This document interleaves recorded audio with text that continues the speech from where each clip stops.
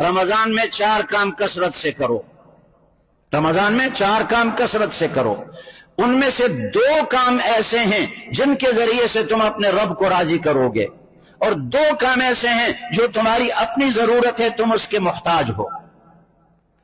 جو 2 کام جن سے اپنا رب راضی کرو گے، ایک تو استغفار کثرت سے پڑھو، استغفر اللہ تعالی ربی من کل ذنب واتوب الیہ، فرمائے کثرت سے پڑھو۔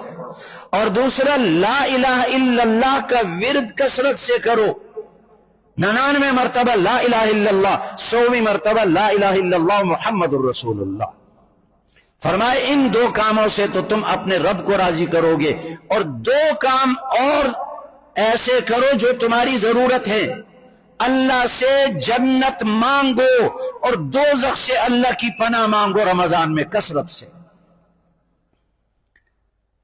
فرمائیے تمہاری اپنی ضرورت ہے تو دعائیں لمبی کرنی چاہیے، اس میں مسلمان کوتاہی کرتے ہیں، بس فرض نماز کے بعد انتظار کرتے ہیں امام کہ اللہم انت السلام و منک السلام تبارکت یا ذا الجلال والاکرام، یہ دعا ہو گئی۔ آپ کی دعا تو نہیں ہوئی۔